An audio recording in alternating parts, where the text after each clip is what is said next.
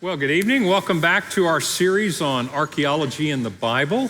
I'm sorry I missed you in person last week. That just happened to be the time the exhibit was opening, and so Laura and I went to Museum of the Bible for an opening of an exhibit. But hopefully the lesson was useful to you, and now you have no idea how much I made up because you couldn't ask questions. So worked out really well for me, anyway. Let me say a prayer for us, and we'll jump right in. Lord, I'm grateful to you for this group of believers, all those that are watching or hearing us. I pray, Father, that you would bless everyone for the desire to know your word, to let it seep into our hearts and let it come out through our hands, Lord, that we might do your will with grace and with truth. Father, I have burdened today, we all are, for prayers for peace in the Middle East. We're not wise enough to know how this could be settled, but you are, and I pray, Lord, that you would do what is just. You do what leads to peace, that all those mothers and fathers who value their children more than they value their hate, I pray that that would prevail. Pray for our nation, for the leaders of our nation, that you would turn their hearts and their minds toward you, that we might be what we were called to be, and that is a beacon of truth and justice in the world. We pray it in Christ's name. Amen. Well, as usual, here is a number for questions. So text your questions in during class. We are talking about archaeology in the Bible, and we're just moving around through different things. We talked about the Megiddo mosaic. We talked about the text of the Old Testament, the text of the New Testament. We've kind of been working around questions that are raised about the Bible and what archaeology might have to say to that. I do believe that last week I mentioned to you that if you had questions and you wanted to send them in, we'd answer questions about last week's lesson, but I'm gonna need to warn you, I barely remember last week's lesson. In all seriousness, Laura, do we have any questions? We have several. Okay. Are the Dead Sea Scrolls the nearest Bible that Jesus would have read during his time on earth? That's a great question. That's a really good question. Yes. The Dead Sea Scrolls, the text of what's in the Dead Sea Scrolls for the Hebrew Scriptures is what is the text that Jesus would have been reading. But the Septuagint, if you remember, so the Dead Sea Scrolls within 200 years before Jesus was born. So that, you could assume that is the text of the Old Testament that was around at Jesus' time. And it's remarkably like the one that you're reading. But if you remember, about 200 years before Christ, because so many Jews no longer spoke Hebrew, no longer read Hebrew, that the Bible was translated in Alexandria, Egypt, from Hebrew into Greek, because a lot of Jews spoke Greek and read Greek, but not Hebrew.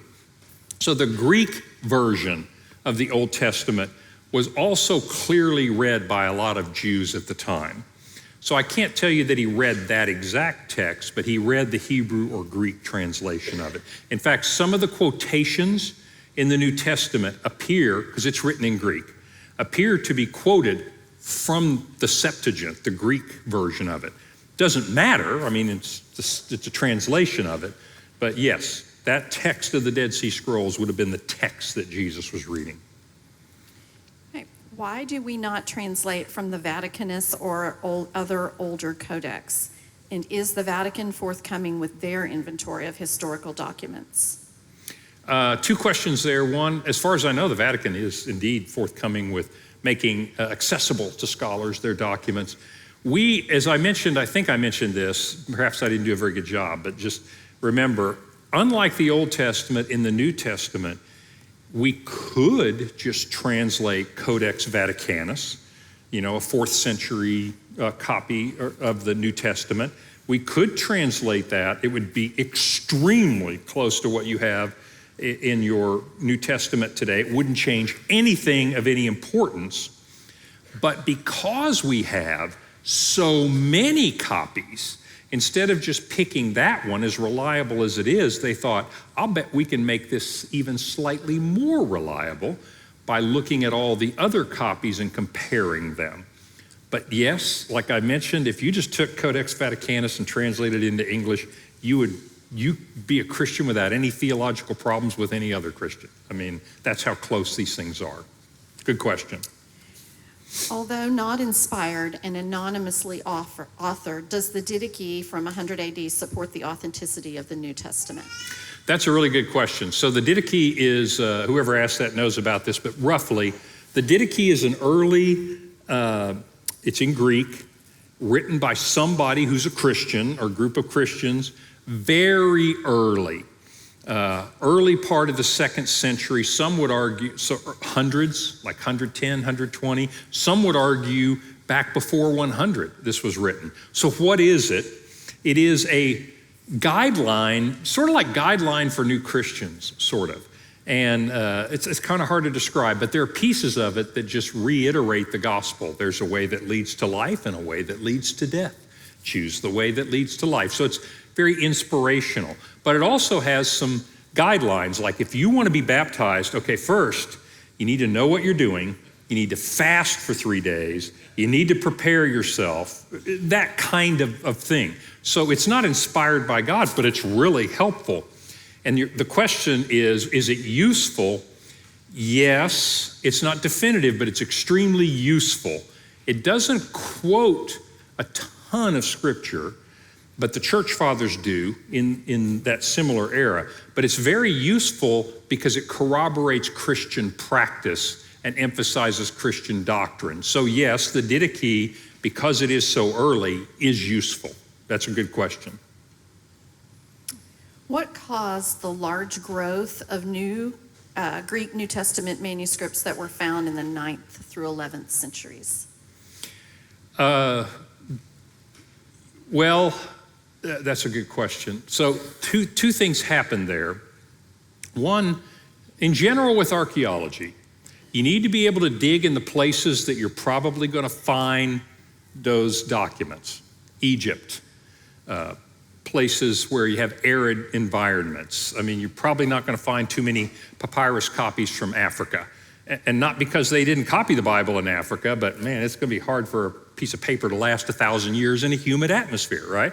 So you have to be able to dig in the right places. And so you have, during the Muslim expansion, I mean, you've got to think about what's going on in the world, right? So in the Muslim expansion from 7th century up to that period of time, you got a lot of warlike situations. But then the Muslims pretty much conquered their piece of the world.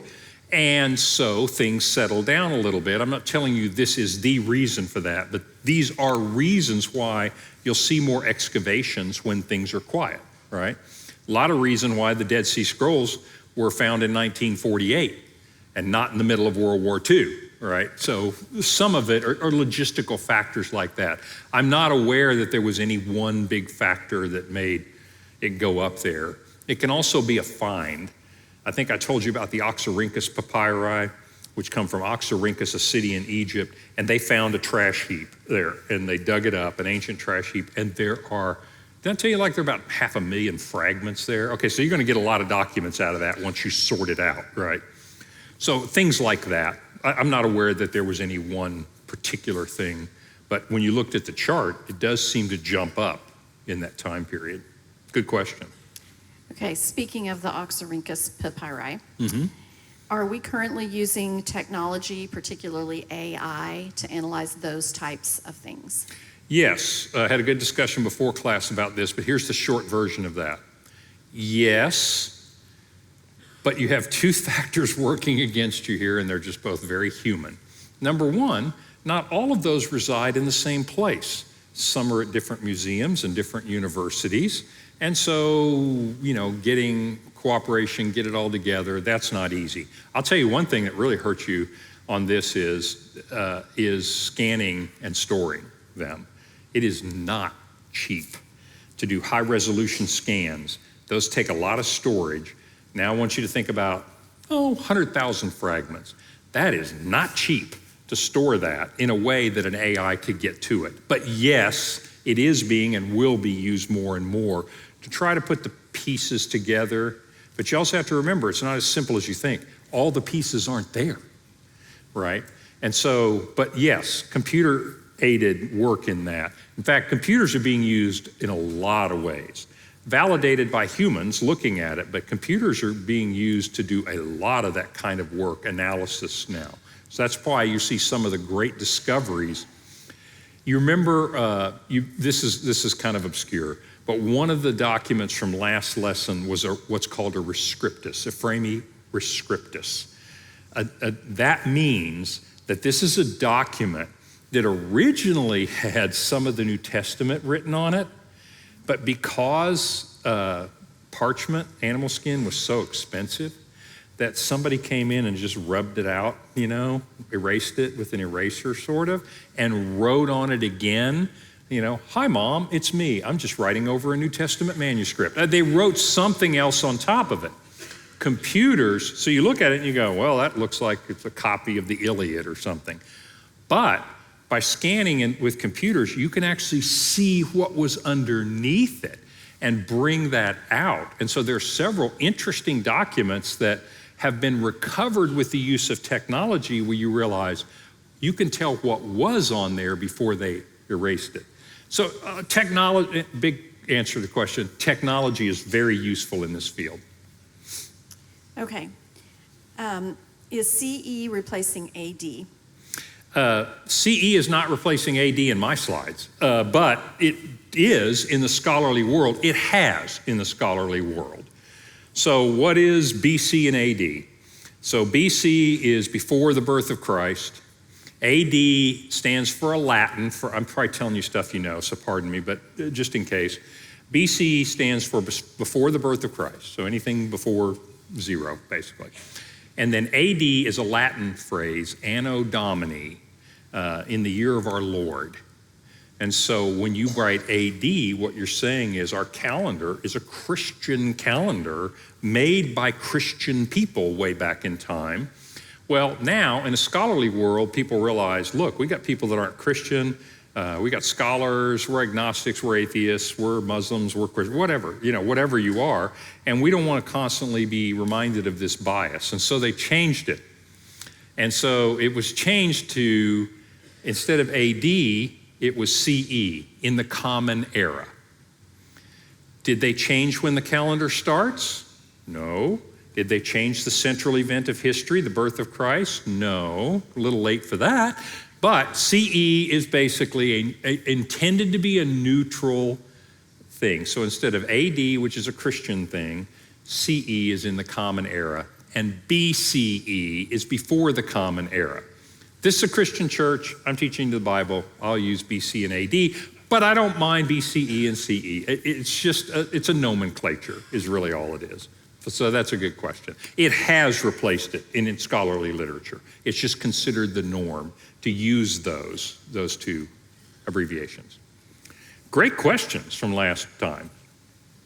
Well, this time, I want to move to a really different topic, and I want to ask this question, and this is a big question, and I want to take a slice of it. Are the stories in the Bible just versions of older myths? When you get to things like the creation story, the flood story, the Tower of Babel story, a lot of those things, even in the New Testament, you will have accusations that the Bible is basically influenced by secular sources. So I want to tackle the big question, are the Bible stories just versions of older myths? In other words, are they just the Jews' myths? So I want to answer that question. So let me start by just a little recap. So we talked about scrolls and codices, a codex. And so originally you had scrolls, and they could be written on parchment, which you remember is animal skin, so think leather.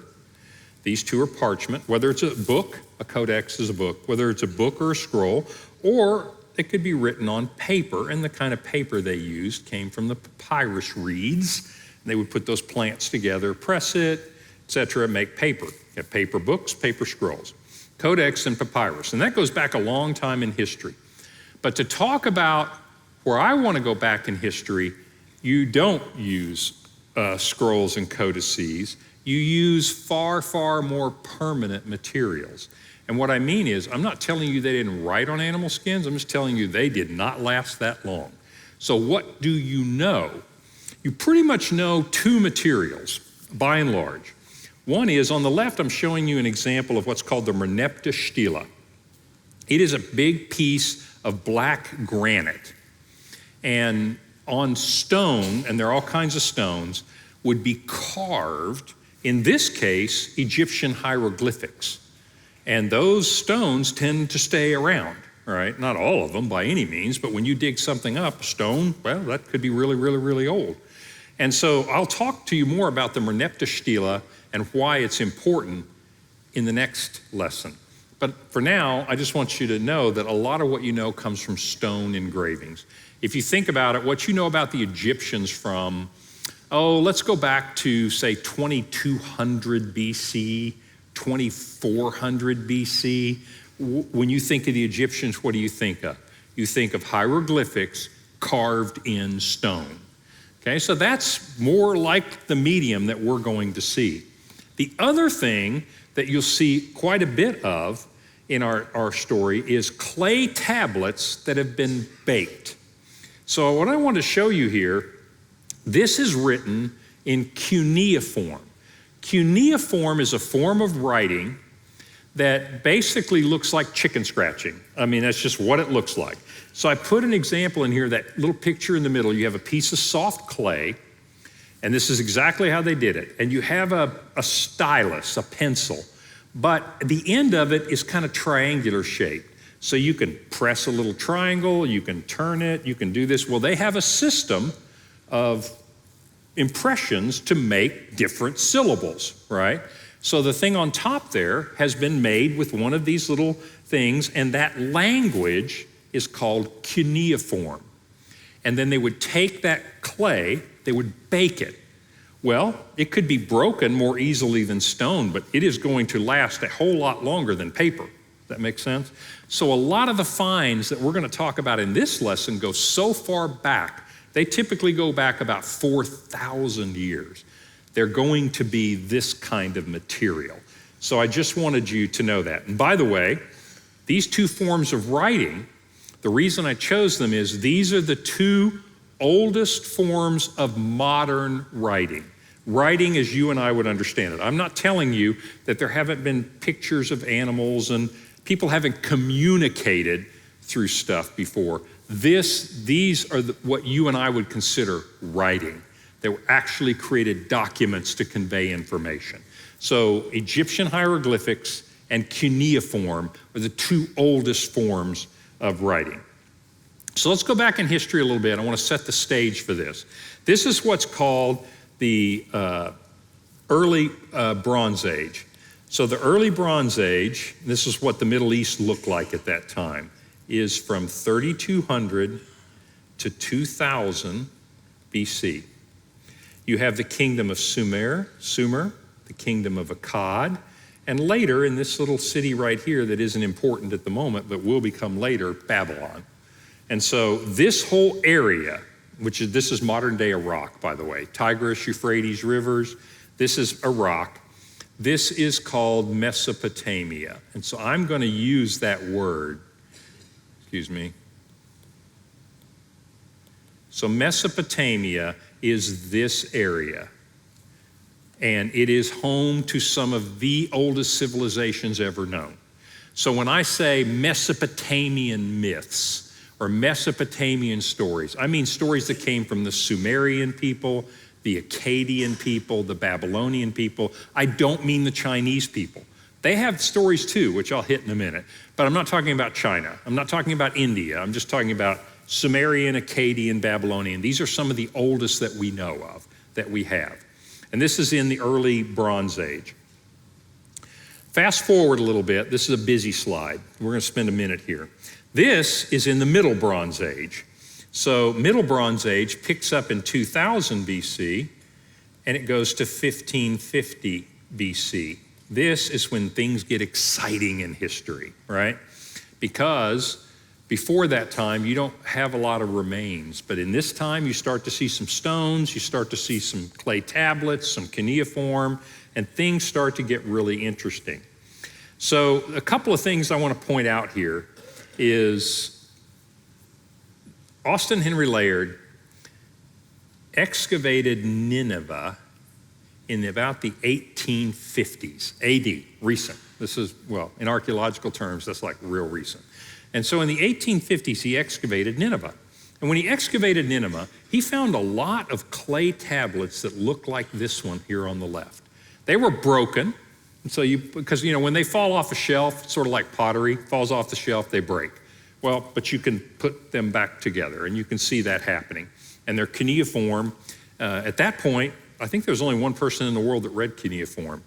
And so they start to translate them slowly, etc. And they realize what they have found in Assyria are copies of documents. These are copies of documents that the original goes way back in time, back to those Sumerians and Akkadians and Babylonians way earlier in time.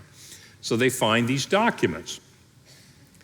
So some of the documents that they found, and what I want to focus on is this. So I can't talk about all of the biblical stories.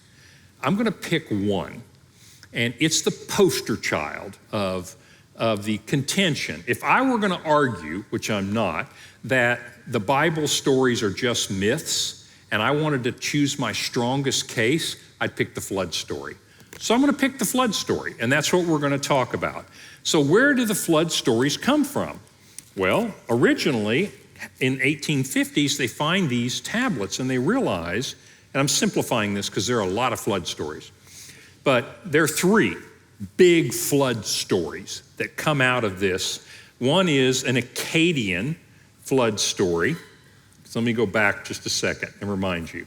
This is an old kingdom from around 2000. Sumerians are an old kingdom, and a little bit later, the Babylonians. Well, so they find in Nineveh these documents. There was an Akkadian epic called the Epic of Gilgamesh. He was a king, and in this story, there's a flood. So it's a flood story, okay? It's a flood myth. Well, they also found a version that's a Babylonian flood story called the Epic of Gilgamesh. Now, Atrahasis is the hero of this story. The Noah, if you will, of this story is called Utnapishtim. I notice that's not popular now, but any of you expecting? Good baby name right there. Utnapishtim. He was the Noah of that story that survived the flood. There's also a Sumerian, and these are different. These aren't all the same, okay? These are different flood stories, but they have some things in common. They've got somebody that survives the flood, they got a boat, they got a flood, they got some gods that are involved, and I'm going to go into detail in a few minutes, but right now I just want to tell you, this is when this became an issue, is the 1850s, when you realize, oh, there are other flood stories. Maybe the Bible is just another flood story, okay? So this one, the guy who's the hero in this one is Sisudra. So I just want you to realize that these stories aren't the same. It's not like New Testament manuscripts where, oh, that's Peter, oh, that's the gospel, or that's the letter of Peter, and they're the same. No, these are not the same. They're different stories, but they're flood stories, okay? Which makes you think, if you're a scholar in that era, well, you got these flood stories, maybe Noah's just another flood story. Does that make sense? That's where this comes from, and that's what I want to talk to you about. Okay, I'm not going to talk very much unless you ask questions, but really there's not much to be said about how about archaeological evidence of the flood itself. Now, this is archaeological evidence of flood stories, but can you find evidence of a flood? Have we found Noah's Ark? People keep looking, don't they? They believe that it's on Mount Ararat in Turkey and you can't get in there, but if you could, we're going to go find the Ark. Good luck with that, and I mean that with no disrespect. If it's wood and it's multi-thousands of years old, I don't expect it to be around, but hey, good luck. But basically, is there sign of a flood? So here, the city of Ur. Now, the reason this gets exciting is, by the way, 2000 BC is the dating for Abraham in the Bible. And he lived in Ur. And he dates to the traditional dating for Abraham is 2000 BC. So he's living there. Well, there's a British archaeologist named Leonard Woolley in the 1920s, so 100 years ago, the 1920s, he says, I'm gonna go find Ur. So he goes over there, he starts digging, finds Ur, ancient city of Ur. So he digs down, finds interesting stuff. He digs down and he finds some places 8 foot deep, other places 11 foot deep mud. And he goes, that's the flood. That's the silt left from the flood, right? Others have found similar layers of deposits in other areas in this area. But I just want you to know, let me give you the short version of the story. There is not consensus on this issue, meaning that's suggestive, but not proof. And scholars are divided on whether or not there was a flood at all. If there was it really big or was it really small? And is this evidence of the flood? But that's what scholars get paid to do. But bottom line, I just want you to know, is there any evidence that there was a flood here?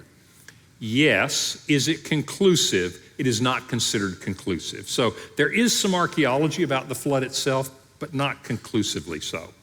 So I actually want to, that's not the basis for people claiming that the Bible is a myth, is not that issue. So there's some evidence, not conclusive. So back to the stories themselves. So when Layard found these stories, he basically realized, and it hit the world like a ton of bricks when they were translated, in that, hey, there are all these myths of these different flood stories, and they differ. And so what does that mean about the Bible? And that's what I want to examine. I want to take this as our test case, and I just want to examine this because I'll show you what the fundamental contention is. So we're going to go to a little timeline. First of all, don't know when the flood was. I mean, there's nothing specific in the ground that can date it. And not everybody believes there actually was a flood, okay, to be fair. I mean, the people that accuse this don't necessarily believe that there's a flood. It's like, well, the Babylonians had a myth, Bible's got a myth, we don't even know if there really was a flood, okay? So the flood happened sometime in history. This 3400 to about 3100 is when writing comes about, okay? So this is where the cuneiform and hieroglyphics begin to actually happen. So there's nothing that we know of that was written down basically earlier than that, okay? So you get some things that are written. Well, and this is hieroglyphics and cuneiform. So when do we date those flood stories that Layard found? The Epic of Gilgamesh, which by the way, I'm going to focus on that one. That one's, I'll tell you why in a little bit, but it's the most complete. When were those originally written down? It is thought that they date to 2100 to 1700. So you got the Mesopotamian flood myths, and they are indeed myths. The traditional date for the biblical account of the flood, and there is so much debate about when the Bible events were written down, and that is not my point in this discussion. So I'm just going to use, Orthodox Jews would tell you Moses wrote the first 5 books of the Bible. Moses wrote down about the flood because God told him. This is the Orthodox Jewish view, and he did it in about 1400 BC. Does that make sense? That's all I need for this purpose. So here's the chain of reasoning. This is as scientific as it gets. And I'm not trying to bash it. I think sometimes we think there's more evidence for this than there really is. We already know there's not conclusive evidence of the flood not happening or happening, right? There's interesting info, but it's not conclusive. Nobody's going to argue. Nobody can prove to you the flood didn't happen, not even slightly. All you have is you have some stories. And the stories are similar. Some people will say, oh, they are so close that they clearly are the same story. Not even slightly. I want to get into that in a minute and let you judge for yourself. But there are some things that are the same. You've got floods, boats, animals, and somebody survives the flood. Okay, there's some similarities, aren't there? Well, here's the reasoning. So these two things are similar, those Mesopotamian stories, even though they don't all agree, and the Bible story is later. So you know what the conclusion is? The Bible story is derivative from the earlier stories. It's later, it's similar, therefore, well, that's just the Jews' version of that myth. Does that make sense?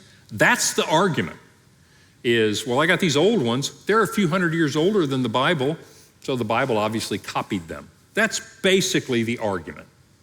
So I want to go further into this, but I want to stop right there, and I just want to say, if you think about it, that's not ironclad by any means. I'm going to give you an example. This may not be the world's best example, but work with me, okay?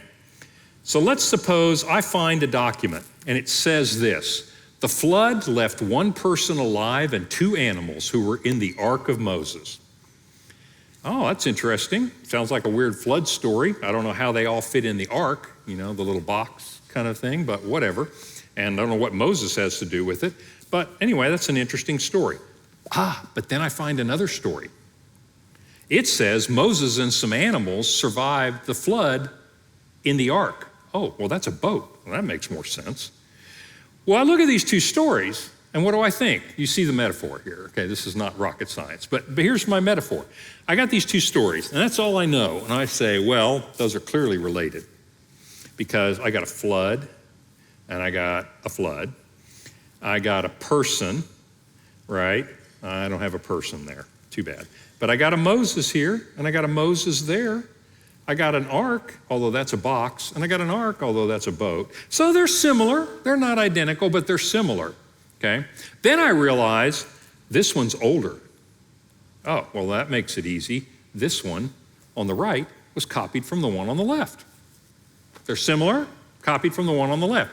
That's the argument, fundamentally, about the Bible being, it's just copied from one of the old Babylonians, okay?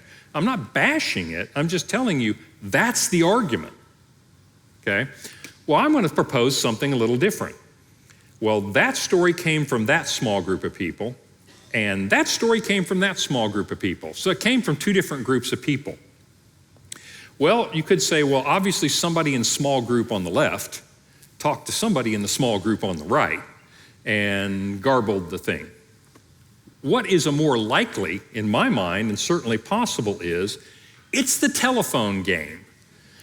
So what if I told you this is the original story? Moses records that one family survived the flood along with the animals 2 by 2 in the ark they had made. Well, that makes a lot more sense. Can you see how we got the one on the left and the one on the right? It's sort of like if I whispered that statement to this side and the 12th person wrote something down. The telephone game, right? Gets corrupted. Well, one group wrote down the one on the left, the other wrote down the one on the right. What I'm telling you is there may be no relationship whatsoever between those two stories, right? They could both be coming from something older, or in the case of the flood, maybe they're both coming from a real event called the flood. Do you understand what I'm saying? It's not necessarily true that those two stories influenced one another. Here they didn't. They just both garbled the truth. Here's another example that's maybe a little clearer. So I see a 16-year-old girl, and beside her is a 12-year-old girl. And I notice both have brown hair, both have brown eyes, both have the same nose. Those two look a lot alike. And so I say, you guys look like you're related. And you're older than you are, so clearly you, 12-year-old, got your looks from the 16-year-old. That is this argument. And they both say, you're an idiot. We both got our looks from our mother, right? That's the point I want to make. And I know I'm making a little tongue-in-cheek, but in all seriousness, there's a big assumption being made when you say, I found some old flood stories. I think your story is just another one of those. Well, maybe they're both stories of the actual flood. So in other words, there are assumptions being made here, and I just want you to realize that. Fair enough?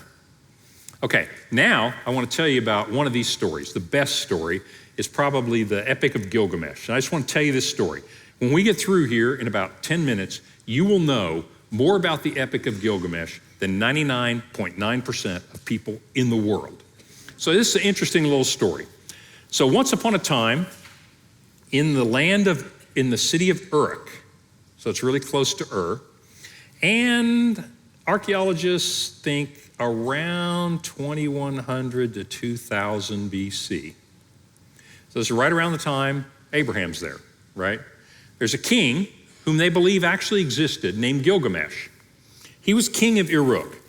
Gilgamesh was a terrible king. He was good looking, he was urbane, he was well dressed, he was incredibly rich. He had a reputation for being a real athlete, a lion hunter, that he basically had mastery over animals, so he was a great hunter, kind of a thing. He was just kind of a guy that had it all going for him. But he was a tyrant to his people, didn't treat them well at all. This is the Epic of Gilgamesh, so I'm telling you. I'm giving you the Reader's Digest condensed version. This is the story. And so his people prayed to the gods and said, give us some relief from King Gilgamesh. He's such a tyrant. The gods heard them and said, yeah, he's a little uppity. He's a little too big for his britches. Here's what we're going to do. We're going to create his opposite. And they named him Enkidu. And so they created a creature that's the opposite of Gilgamesh. He's just as strong, he's just as powerful, but where Gilgamesh is good looking, Enkidu, not so much. Where Gilgamesh is a city dweller and urbane and knowledge, Enkidu is like a man of the wild. He's almost half wild animal. So he's untamed and tamed. And we're going to send Enkidu to fight against Gilgamesh. It's like matter and antimatter, okay? So they do. Enkidu shows up, and the two of them say, we're going to have a fight. I don't know why. This is the story.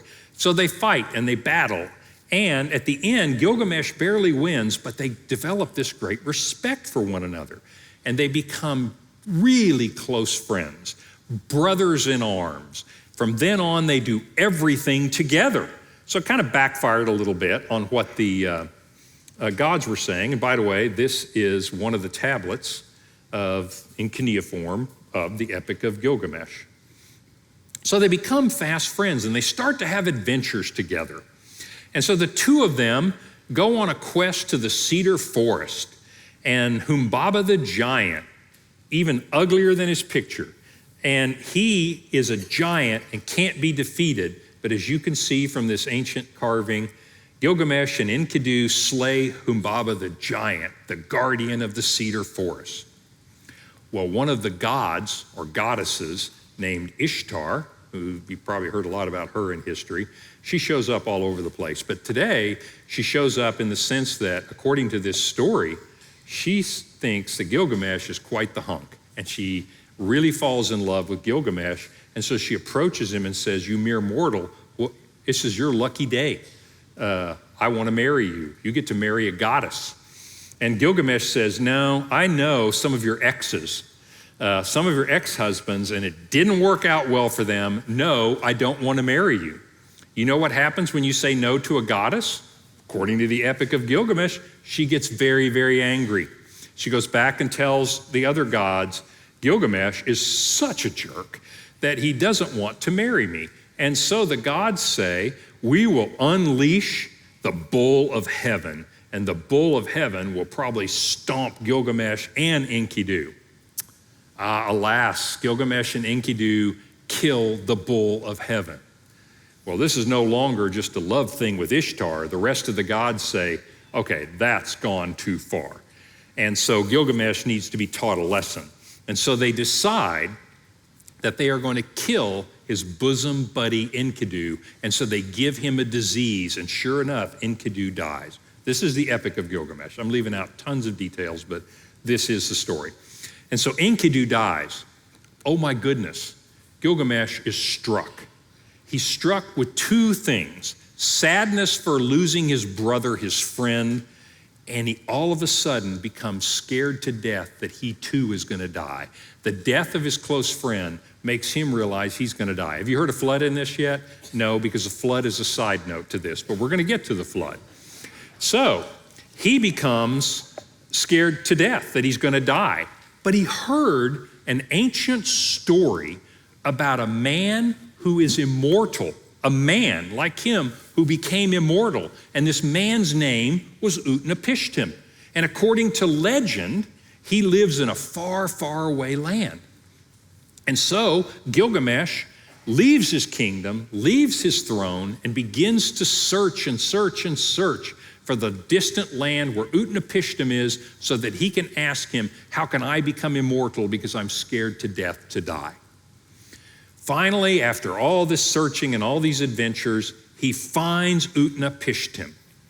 So Utnapishtim is a guy living with his wife in a far, far away land, and they talk when they come together. And Gilgamesh says, I understand that you are immortal. How did you become immortal? This now is the flood story. As you can tell, it's a total sideline in this. Utnapishtim says, curious, you should ask me that. Something really funny happened to me. He said, back in my day, one of the most powerful of the gods, his name was Enlil, god of storms, god of weather, stormy god, stormy personality, right? Jerk. And so he says mankind is too noisy. And the other gods go, I know, they woke me up again last night. That humanity is, this is the story, people, that humanity is making too much noise and we need to do something about it. And Enlil comes up and he says, let's just kill them all. I'm tired of these guys. We're gonna kill them all. We're gonna eradicate the human race. Well, some of the other gods go, gosh, that sounds kind of drastic. And he goes, well, how long do you want to put up with waking up in the middle of the night? And they go, okay. So Enlil decides, I'm going to kill all of humanity. Well, he goes over to his friend, and this god has two names, Ea or Enki. I'm going to call him Enki. So Enki is the god of water. And he says, Enki, you know what would be easy here? Why don't you just drown them all? And so Enki goes, I don't really want to do it. And Enlil says, I'll beat you up if you don't. And so he goes, okay, I will. But he goes and he whispers through a bush to a man named Utnapishtim. How did he pick him? We don't know. And he says, listen, you need to tear your house apart and use the wood of your house to make a boat. And in this boat, you better take anybody you can fit that you want to save, because I'm going to flood the earth and we're going to have to kill all of you. By the way, you might want to take some animals for afterwards. And so Utnapishtim and his wife and some artisans and all these people come together and they make this boat and they concoct a story to tell everybody else, because there's not room for everyone in this boat. I mean, this is a real interesting story. And so they get some animals in the boat, and sure enough, he builds the boat in 7 days. And then it starts to rain, and it rains for 7 days and floods everything. And at the end of 7 days of flood, the boat comes aground on a mountain. And so he thinks, well, I wonder what's going to happen. So he lets a dove go. Dove comes back because there's nowhere to land. A few days later, he lets a sparrow go. This is a little different than the Noah story, isn't it? Lets a sparrow go. Sparrow comes back. Waits a little bit longer, lets the raven go. Raven never comes back. So they get out of the boat, tear the boat down, make a fire, sacrifice one of the animals, and it says the gods came like flies, to smell the sweet sacrifice of these people. In the meantime, Enlil is furious. How did somebody survive this thing? We intended to wipe out all of humanity. This guy survived. And they go, what can you do? Stuff happens. And so, in a surprising twist of fortune, Enlil comes down, puts his hand on Utnapishtim's head, his hand on his wife's head, and said, since you guys made it through it, I'm going to make you immortal. And he gives them immortality and says, now you got to live way over here, though, because I cannot handle the noise. And so send him off into the far land, and that's where he lives. That's the flood story, okay? So Gilgamesh says, wow, what a weird story. That's how you got that? You think there's any way for me to get that? And he says, well, I'll tell you what, Gilgamesh, if you want to conquer death, let's see if you can conquer sleep. So stay awake for 7 days. He goes, I can do that. Promptly falls asleep. And so that's kind of the end of the story. There's a little bit more, but that's the end. And I'll stop there for our purposes. That's a flood story. How much to you does that sound like the biblical account? Well, you got people, you got animals, you got a boat, and you got a flood. And there you will read that the similarities are so striking they must be related. Well, there are some similarities, but what I just told you has huge, huge differences, doesn't it? So my point to you is, there is no fundamentally, it's an assumption to say these two things are connected. I would argue, seems to me personally much more likely that they're both reflections of something that really happened. Now, there are other flood stories as well. Chinese have a flood story. Hindus have a flood story. There are flood stories from along around, and they're all different. But they do have some things. You got a flood, you got a boat, you got people, and you got animals. Okay, fair enough. They have some similarities, but they're very different. Some have argued there are as many as 70 flood stories out there. But I picked this one because this is the one that people are going to use as the poster child for this is a lot like the Bible. Okay? So that's an example. I just want to make some comments on it. I'm not here to say that all this scholarship is not any good. I'm just here to say that, wait a minute, this is not nearly as ironclad as you're going to hear it to be told to you. There are a lot of assumptions being made in this. But I want to make some observations. So what observations can we make? There was a flood. I mean, there just was a flood. What are the odds you got all these flood stories in all these cultures, and there never really was a flood? Very, very unlikely. I would argue that the most likely thing is there actually was a flood. Okay, so that seems like a no-brainer to me. The odds are there was a flood. Interestingly, the Sumerian stories date from about 2100 BC, and they are a collection of independent stories. It's not until the Babylonian epic, the Epic of Gilgamesh, and this is why it's the poster child, from the 1700s BC, these things appear to have been put to, and I do agree with this, they really do appear like they collected them, put them together in a story. Okay? So that's why the Epic of Gilgamesh is the poster child. It actually tells a story. I mean, a weird story, but it tells you kind of a story. Strings all these events together. All those adventures of Enkidu, those were independent stories. So Babylonians collect them together, put it in a book, sell it at Barnes & Nobles. And so that's the Epic of Gilgamesh. The biblical account was written later. Let's assume for our purposes that it's written, say, 300 years later. It's definitely written later. It is part of a very different epic tale. Do you know what, when I say that, you know what I mean is you got the Sumerians telling you stories about this hero, different names, but basically this king who's a hero, and there's a flood, and it figures in, and the Babylonians put that all together. And so you kind of got a story. And I told you that story. Well, that's an interesting story. It's odd, but it's interesting. The biblical story is a way different story, isn't it? So just like the flood is a little piece of the Gilgamesh epic, Noah, Genesis chapter 6, is a little piece of a bigger tale. And those two tales have nothing to do with one another. Okay, so the story of the Bible, story of Gilgamesh, those two stories, they aren't even close to being the same story. So I'd make that observation, is that if you want to say the flood stories are so closely related, they must be related, and yet the epics into which they are embedded are nothing like each other. No one will argue that they are related. That strikes me as odd, as very odd, that if the Hebrews are going to copy the flood story, why don't they copy the killing the giant story, right? I mean, why not copy some of the rest of it? Well, they don't. I find that interesting, right? So let's talk about how the biblical account is different, because this is what I really want to highlight, is I just simply want to point out to you that this, you're going to hear this like it's a done deal. This isn't even slightly a done deal. And the biblical account is radically different. I'm just talking about the flood account now. First is this. The Epic of Gilgamesh and all the other flood stories that I've talked about here, we just talked about that one, have deities. So both of them have a god or gods, right? You've got Yahweh and you've got Enlil, Enki, and a whole host of other gods and goddesses. But they are anthropomorphic and anthropopathic deities. What does that mean? An anthropomorphic deity, anthropomorphism, is projecting human traits on something that's not human. So you know this, the gods of the Sumerians and the Akkadians and the Babylonians and the Persians and the Greeks and the Romans and tons, and the Hindus, tons of others, their gods look an awful lot like real powerful humans.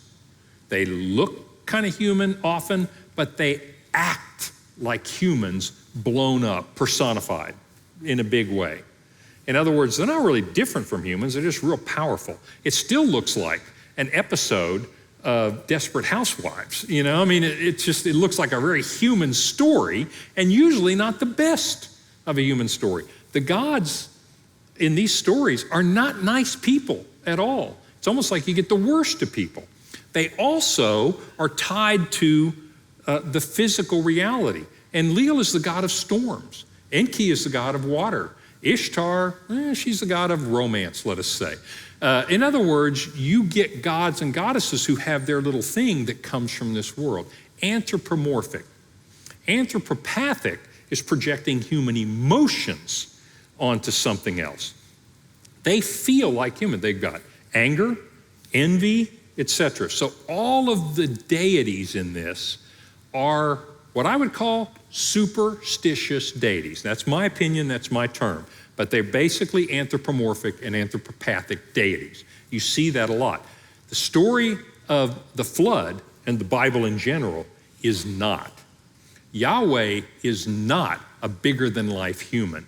Yahweh is transcendent, outside of time, above time, does not have a human-like form, all-knowing, all-powerful, not just the God of the water, not just the God of this, the God and the creator of everything.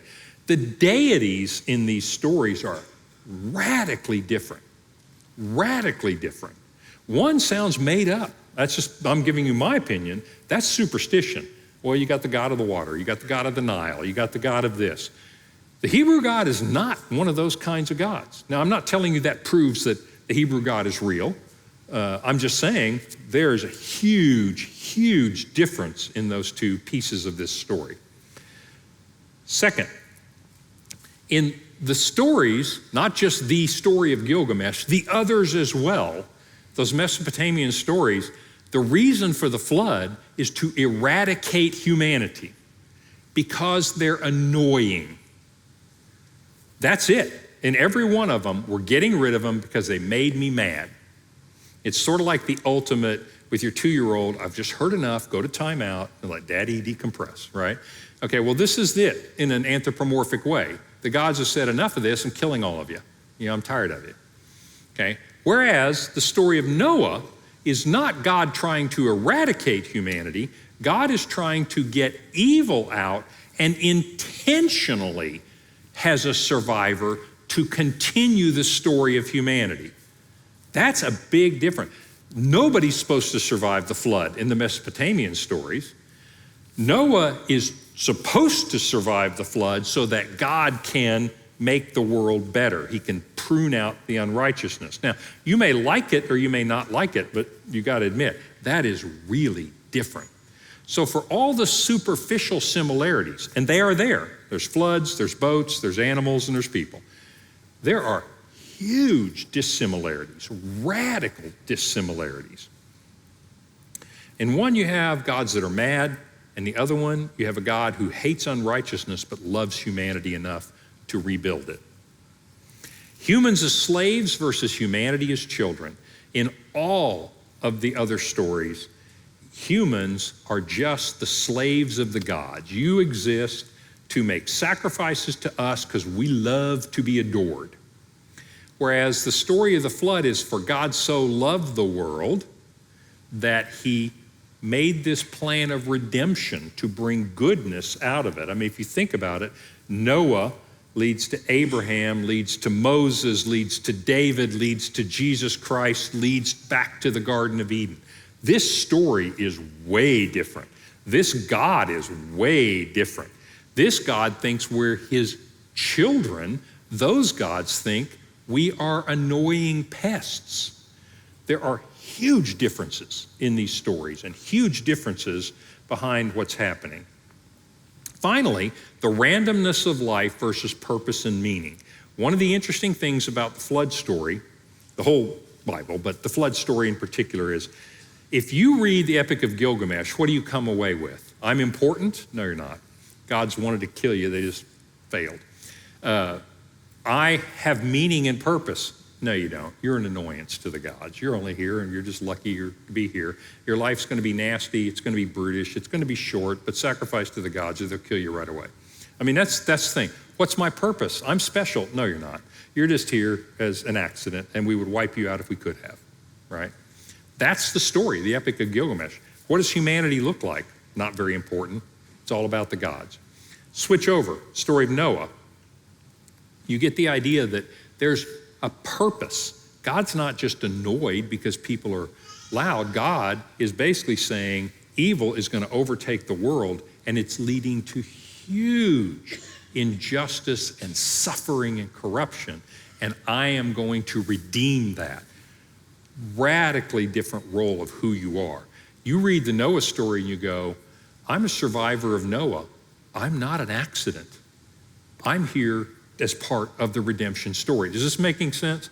I just want you to realize how radically different these stories are in all of these ways.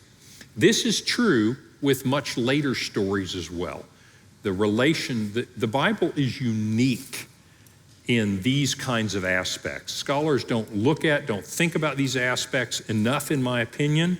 You look at what are similarities, and they are similarities, but I would argue they're relatively superficial when you get down to what the narrative is really about.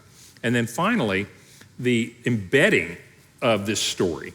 The story of Noah is embedded in a story of a loving God who created good things. We basically fell, we sinned, we disobeyed, and God began a process that led to him sacrificing his own son because he loved us so much. All the other stories, nothing has anything like that. It's all random, it's all the gods are mad. Now, so here's my test. This is not scientific, but here's my test for you. If you were going to make up a story, which one of those two stories sounds made up? Well, I will tell you that the Sumerians and the Akkadians and the Babylonians and the Assyrians and the Persians and the Greeks and the Romans and et cetera, nobody made up a story like the Bible. Loving God, redeeming, blah, blah, blah. They typically make up the other stories. Life stinks, people are bad, I bet the gods are just as bad, hate the world, can't make sense out of it. That's not a made-up story, that's called superstition. That's called trying to figure out what life means, and you just have a very superstitious answer. You could not make the story of the Bible up. Who in the world says, I think there's a God and I think he loves me? That's not what people have traditionally done. It's making sense? This is a lot less likely to be made up than the others. So am I telling you that I can prove to you that, the Bible's right and everything else is wrong? No, and nor should I, because I don't think that's what God intended. Nevertheless, a rational person, in my view, looking at this, looking at all those Mesopotamian flood stories, looking at the similarities, but looking at the huge differences, would say the Bible is unique. And the Bible says something very different than what anything else says. So in a nutshell, that's my answer to, is the Bible just a derivative myth? No. The evidence, it makes that extremely unlikely. You may believe the Bible's true or false, but I do not think you can make a solid, rational connection that it's just a copy of an older myth. Make sense? Even if you don't think, you don't have to be Christian or Jewish to look at it and go, those things are not related. I may not believe either one of them, but that is not very much like the other. And that's the point I wanted to make. From a rational point of view, the Bible is unique, very different. So that leads me to the question that I'd like to explore for 2 weeks, and this is probably the question you probably hear the most recently, and that is the Bible historically reliable, or does it have all kinds of historical errors in it? I'll leave you hanging with that till next week, and we're going to look at a number of those and see, does it have historical errors, or does it match history? I'll see you guys next time.